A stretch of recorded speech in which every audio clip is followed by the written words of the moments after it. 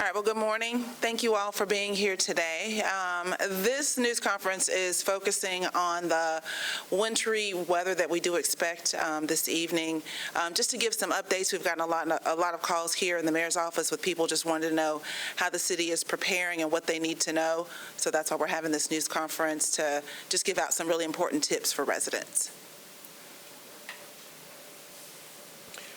Good morning, and thank you for joining us.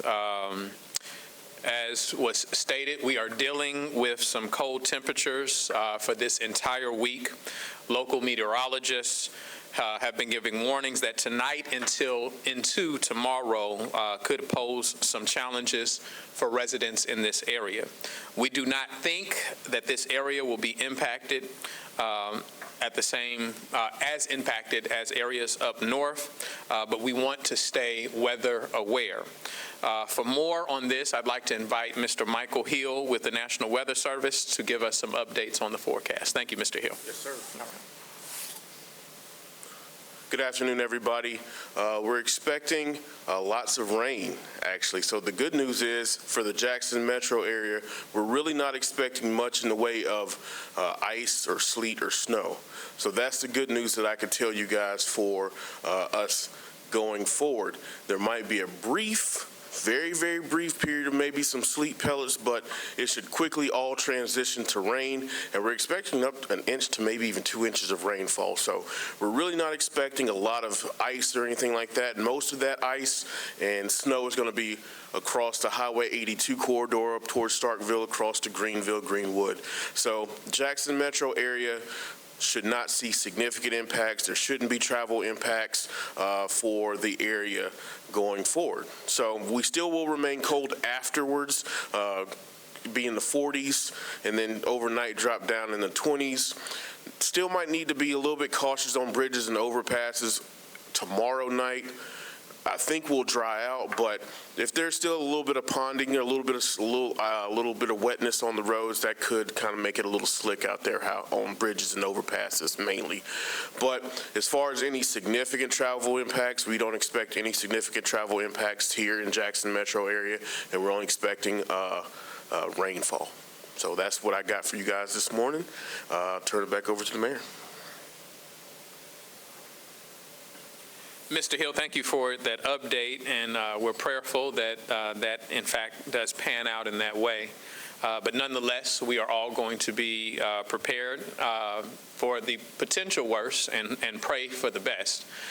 So Public Works crews will be out today treating some of our high traffic bridges in case they are impacted by some frost on the roads. On Monday, we also opened a cold weather shelter, and I believe we've seen more than 100 people seeking shelter with the city of Jackson. We want to thank our community partners like Shower Power that have been working alongside us. For more on our cold weather shelter or shelters, I'd like to ask Mr. Chris Gray to come forward. Good morning. The city of Jackson has implemented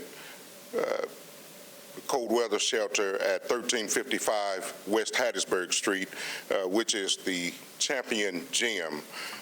That shelter is being managed by Shower Power, who has been a longtime partner of the city of Jackson. We are also in partnership with Gateway Rescue Mission, who has opened extra beds, and the Stu Potts Opportunity Center.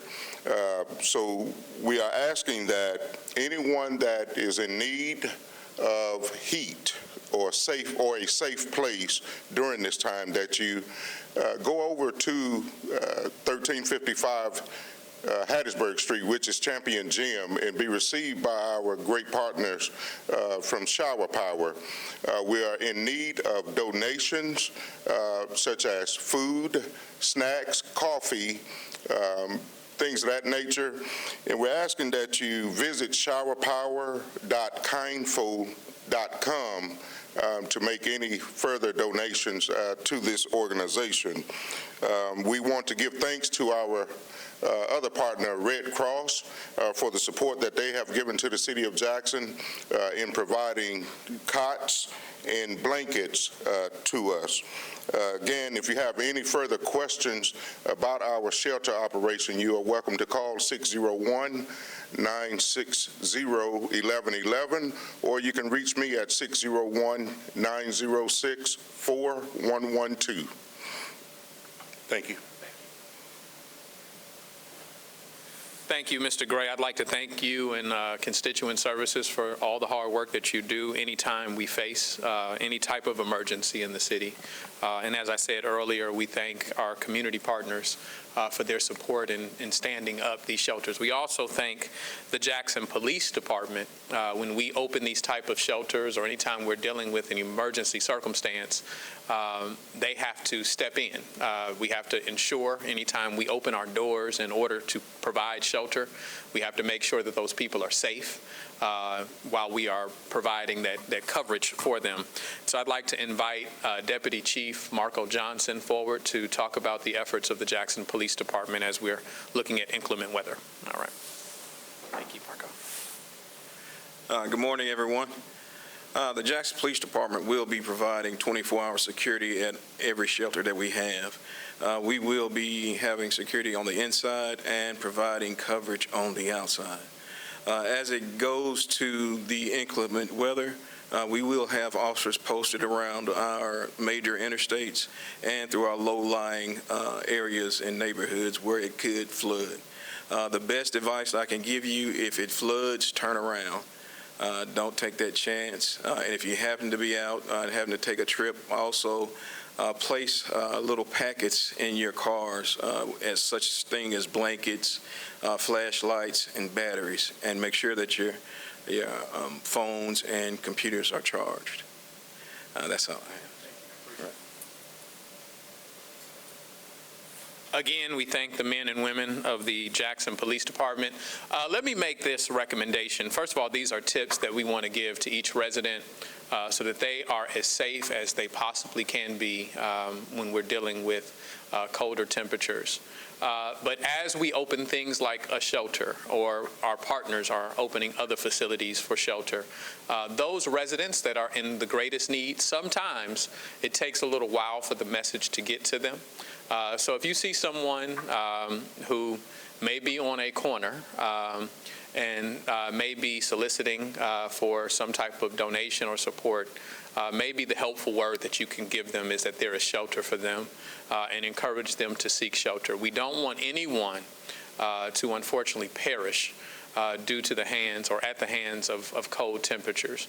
And so we want to get everyone as safe as possible. And so Jacksonians, if you see someone that you notice has not taken shelter, please make that suggestion to them. You can even reach out to one of our non-emergency lines, our constituent service office, and we can see how we can get them transportation to one of those locations. Speaking more with respect to tips and how to keep yourself safe during these colder temperatures, I'd like to ask if Chief Sanders with the Jackson Fire Department will come forward and share some details with us. Thank you. Thank you. All right. So, good morning, everyone. Just like the mayor stated and everyone else has stated, our goal is to ensure that we come out of this as pain-free as possible. So we hope always prepare for the worst and we hope for the best. But with the Jackson Fire Department, we want to make sure that our community members are always checking your working smoke alarms. If you haven't checked your smoke alarms this year, we ask that you would test your working smoke alarms to ensure that they are working. If you do not have any working smoke alarms, we ask that you would contact our Community Relations Division at 601-960-1399. We have a working smoke alarm program, and our educators will love to come out to your home to install those working smoke alarms. If you live here in the city of Jackson, if you're outside the city of Jackson, we ask that you contact your local fire department or the American Red Cross. We know that during this time that a lot of times people are using generators. So we just ask that if you're going to be using your generators, that you are always following the manufacturer's instructions, Make sure that you keep the generator away from all your doors and windows, as far away from the home as possible. And a lot of times people think that it's okay to put your generator in your garage and let the garage up, but that's not appropriate. So we just ask that you, if you're going to use your generator, make sure it's away from the home. Make sure that you're using heavy-duty, outdoor-rated extension cords with the generators as well. We also want to thank our community partners. We had a 2-week coat drive, and we partnered with some other organizations. So the community responded. The Jackson Fire Department was a collection site, and people for the last 2 weeks have dropped off coats, scarves, gloves, and fleece, these fleece throws. So we actually brought a few of these throws to Chris Gray and his constituent team. So if you need a throw because you don't have one or you're a little cold, we ask that you reach out to Chris Gray personally. He gave you all his number, so you can reach out to Chris Gray. But one of the things I just wanted to say that anytime we send the war cry out for our community to donate and come together to support an event, everybody always comes through. So again, we'd like to thank everyone who donated to our 2-week coat drive for our community. Thank you. Thank you, Chief Sanders. Just a few more details here. We've been in contact with JPS, and we know that they are watching the weather as well. So any updates that relate to our students, our young scholars, just stay tuned in to the media to see if there's any need for them to make any adjustments there. If there are any determinations about school closings, they will alert the families through their usual channels. We know they have a text app, and like I said, we would also expect that they would make the media aware. Just in conclusion, before I take questions, I just want to thank again, first, our weather service for providing us this information that allows us to be prepared and take the appropriate actions. I'd like to thank our Constituent Services Department for all the hard work that you've been doing in order to stand up these shelters and respond to the needs of people within our community. I'd like to thank our police department that keeps those individuals safe once we do stand up a shelter and keep us all safe on a routine basis, and our fire department that when everybody rushes out, y'all rush in. So I'd like to thank you all for your hard work, and lastly, thank the residents of Jackson, because I know that you're going to not only adhere to these recommendations, but you're going to also take care of your neighbors. With that, any questions that you have, we're ready to take them. Mr. Mayor, what's the big public transit that We don't have any announcements of that just yet. Now, if we do experience some type of frost on the road of some type, then we will make an announcement that there will be adjustments made. We want not only the drivers, but the ridership to be safe as well. So I don't have an announcement with respect to J-Tran right now. But, if that should come, then we'll make you aware. We also have to remember, as we're, telling people to get prepared for this wintry weather, those that ride J-Tran, use that in order to go to stores, use that, to get to their medication in the event that we have to shut down the city for any reason. So we want to make certain that they're able to get the supplies and the things that they need in preparation. Any other questions? Yes, sir. So when it comes to the shelters, do people go there any time of day, or is there certain hours they have to go there? It's open 24/7 right now, and there have been people taking advantage of it. I just don't want to assume, because we have so many people there, that everyone who's in need of shelter has, in fact, located it. So again, I thank you for asking that question, because I ask our residents, listen, if you see someone on the street, the Good Samaritan thing to do is to say, listen, there's shelter for you. I don't know if you know, the city of Jackson, there are also other community groups that are doing shelters. So get warm. We want to make sure that you're safe. And yes, residents as well that don't have heat in their house. Again, it's operated by shower power, which means that they know how to stand up, provide the supplies and the things that people need when they're seeking shelter. And there is security there. The Jackson Police Department is there on hand. So you don't have to fear, for anything. Your needs being met while you're there and also your safety being tended to. All right.